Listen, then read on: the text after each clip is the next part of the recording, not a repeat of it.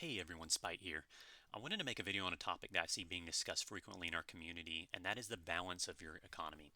Beyond All Reason is pretty unforgiving when it comes to managing resources, especially in the early game. And it's this early game period, say the first 5 to 10 minutes, that I feel are most important. This period really dictates your ability to respond to an opponent's early game gambits, as well as how you will transition to the mid game. So I want to provide some data points on production, an example build order, and finally a live demonstration of balancing resource considerations. If you find some parts of this video are a little bit too data heavy for your liking, then feel free to skip ahead. I have a summary at the very end of the video. So to start, I want to look at how I view the relationship between our three primary resources. Two of these will be obvious since they're easily visible at the top of our game window, and those are metal and energy. The third is a little less obvious, or more accurately, not as well communicated, and that is the resource of build power. Build power is essentially a measurement of our ability to respond to our metal and energy stockpiles. Put another way, build power measures how quickly we're able to process our raw materials. So perhaps it's less of a resource and more of a production measurement. I don't know. I also have on here time as a meta resource because given enough time, then most any inefficiencies can be compensated for. However, we are racing against our opponents and not the clock. But regardless, our ability to balance these against the ebbs and flow of a game are critical, and I think that successful players are those who are able to keep their resources in harmony in relation to one another. Now, this next slide is a pretty straightforward, and I threw it in here just to illustrate a simple fact, and that is economies in bar, if scaled properly, appear to have an almost exponential income over time curve. So, as the game progresses, then our production should become more and more sophisticated and mature. Just like we want to scale our units, we also want to scale our support systems to be more efficient as well. Now, this slide might seem a little bit overwhelming at first, almost a data dump, but I'm going to walk you through the chart. For simplicity's sake, I'm going to be focusing on the advanced solar panel, the building found in the middle row, and the advanced fusion reactor, the building found at the bottom. I'll be focused on these two buildings and use them as examples throughout. But the first three columns are summaries of information readily available to us in game. Those are our building cost and our building production. These are shown as inputs and outputs in this chart, but basically this is how much it costs to make a building and what we can expect to get out of that building. For example, our advanced solar costs 370 metal and 5,000 energy to produce. Once built, it will produce 75 energy per second. Quick note, wind turbines have a certain amount of volatility in their energy output. It's really dictated by map conditions and wind speeds. For the purposes of this chart, I chose to include a range of wind speeds from 5 to 20 miles per hour.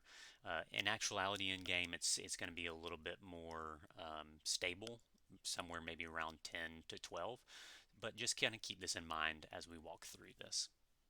Now, the three columns on the right are essentially measures of efficiency. I wanted to focus on three metrics, that is metal, energy, and map space and their relationship to one another. Starting with energy per second per metal, or the fourth column over, this basically shows us how much energy each unit of metal is producing. So for advanced solar, which costs 370 metal to produce, I wanted to know how efficiently this metal investment works, especially when we compare it to other buildings. So for this advanced solar panel, you can see that each unit of metal produces roughly 0.2 energy per second. This is roughly a 54% increase in efficiency over the previous production unit, which is the solar panel, which produces 0.13 energy per second. So as we move into more advanced tiers of production from the top of the chart to the bottom of the chart, you can see that they become much more efficient at utilizing the metal input used to construct them. The most efficient use of metal is with the advanced fusion reactor, which each unit of metal produces 0.31 metal per second, or I'm sorry, energy per second. The next column shows our energy per second per energy, which sounds kind of funny, but essentially this is a measure of our return on investment. Put simply, we use energy to make these buildings, so how long should it take us to get that energy back? As you can see with our advanced solar panel, we can expect to get our 5,000 energy investment back in roughly 67 seconds. I wouldn't put too much weight into this column, but I just kind of threw this in here because I thought it was kind of interesting. Our final column, the one on the far right, is a measure of our energy per second per map tile. I wanted to know how energy production density changes between buildings. So essentially, this is a measure of how much energy is packed into a building's footprint. For example, our advanced solar panel covers an 8 by 8 area, or 64 tiles, while producing 75 energy per second. This means that this building makes 1.17 energy per second for each tile it occupies. For our advanced fusion reactor, it produces a whopping 20.83 energy per second per tile, which easily overshadows all other buildings in its energy production density. So who cares? Why does this matter? Part of being a good player is limiting exposure or your vulnerabilities from the view of your opponent.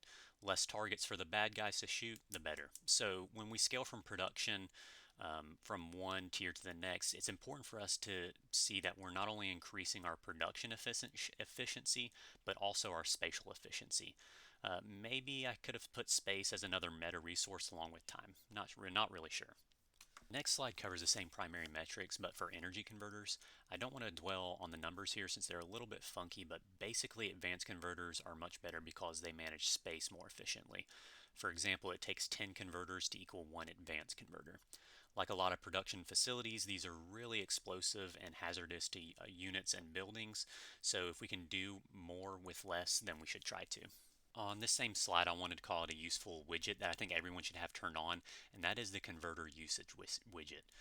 This widget provides a panel on your HUD next to the commander count that shows energy converter percentage usage. So if you're holding a steady 100% usage, then it's time to build more converters. This is a very handy tool when it comes to balancing resources properly. Brightworks Gaming has a great video explaining the widgets, and I'll have that link below if you're interested in learning more on how these function. To illustrate the efficient use of space, I took this screenshot that shows various production tiers. Basically, this shows how many buildings of one type it would take to equal one APHIS, which produces 3,000 energy per second. You can see here that it takes a lot, both in quantity of buildings as well as map area. So kind of keep this in mind next time you want to build 200 wind turbines, or better yet, if you have a teammate making them right next to your base. The final point I wanted to make before I jumped into a live demonstration is discussing build order, or more accurately, an example build order.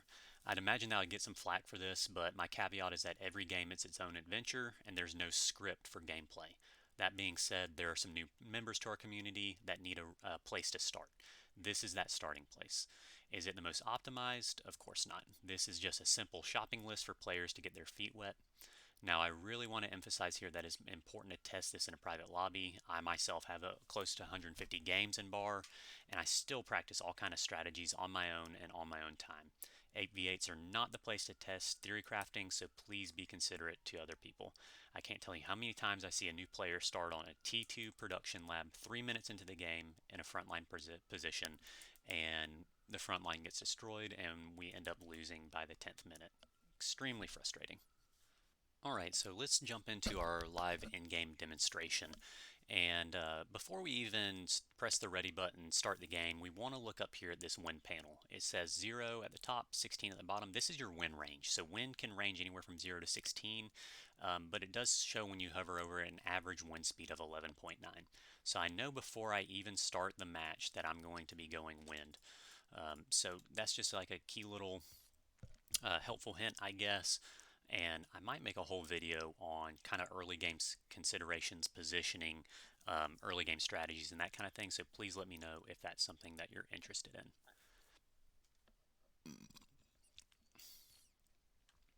in. So following our build order guide, we're going to start off with 3 mexes, and we're going to instantly transition into 4 wind panels. You can see my wind is almost 0, so that was a little bit of an early game blunder for me, so I should have been paying attention. So we'll go ahead and finish out this one, and then let's go ahead and build a solar panel as well to kind of stabilize that wind volatility. Man, wow, almost at 0 wind, so that is crazy. So we might go ahead and invest and do two solar panels. So let's put one there, and then we're going to instantly transition into our bot lab. So that's pretty nuts. Wasting energy, that's okay. I don't really care about wasting energy at the early game. I will once we get this bot lab established. I do not want to waste energy, but it's almost expected at this point in the game. So, quick note about build power. Your commander has almost 200 build or 300 build power, so he's going to be one of the most, if not the strongest unit as far as building. So it's important to attach him to kind of any priorities at the beginning. Real quickly on this reclaim bot, this is map dependent. You want to make sure that you build one of these because you can see there's almost 500 metal. So that's a tremendous boost to your early game economy. This first constructor bot, I'm going to have him go and make some mexes and then return. This other bot, I'm going to have him produce some wind off the rip, focus on a little bit of energy production, and in fact I'm going to delay my commander and start on some as well. Let's get a little bit of wind going. And then this final constructor bot, we want to make sure that we get a little bit of build power up. So we're going to have him start off with a constructor turret, and then we're going to evaluate what the needs are after that.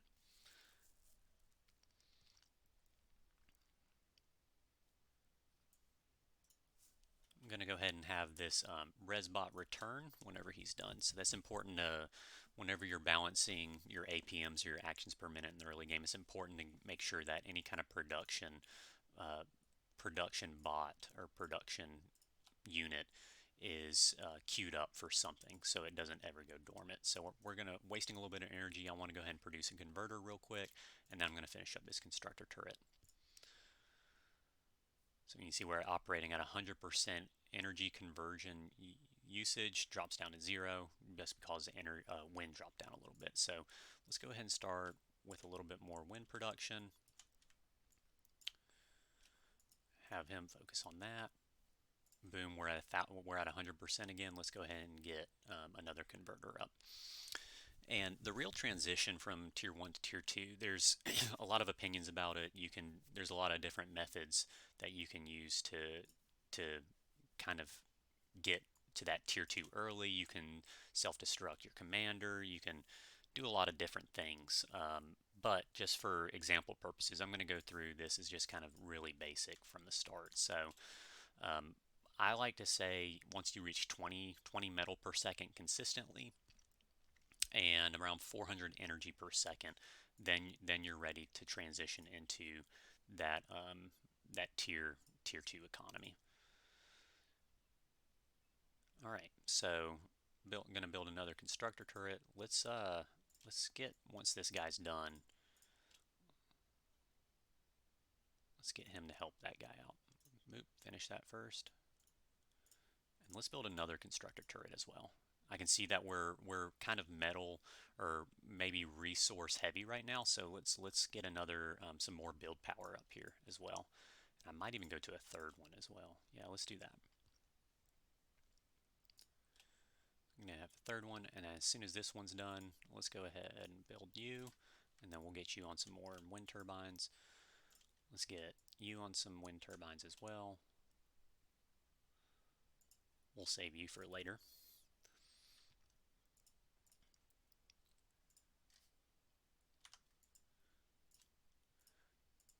You'll notice that I'm not building these in one giant group. These obviously chain react whenever they explode, so we want to make sure that we're spacing them out appropriately. So if/when they do explode, it's not going to destroy our entire base. So we're at about 15 metal production per second. Let's continue to build a little bit more energy production. Maybe you can help them.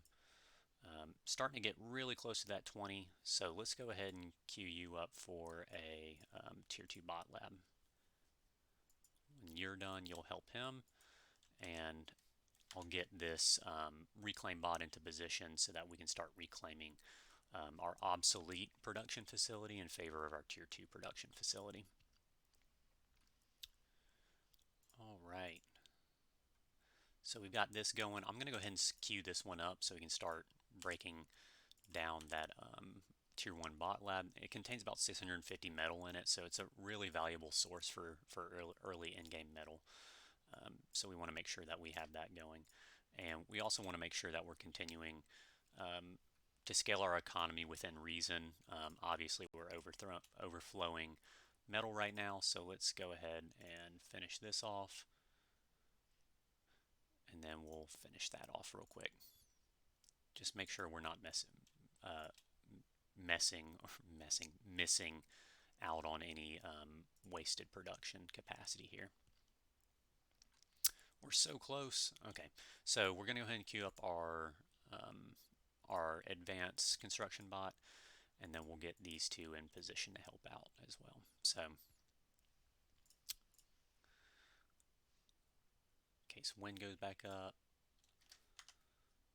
Ideally, whenever you're producing anything, you want to make sure that you're kind of striking a balance between essentially allocating all your build power to one production. So it's not very efficient to build multiple things at the same time. So just kind of keep that in mind, especially when it comes to what I just did, which was pathing. So make sure your pathing makes sense too. Let's do that and that. There we go. Okay, so boom, gonna help set those two on it. Now we have a couple of decisions to make. We can start going into solar. We can do a lot of different things. So that's really kind of, it was actually kind of slow. I mean, I didn't get to tier 2 until like what, 7:15 or so.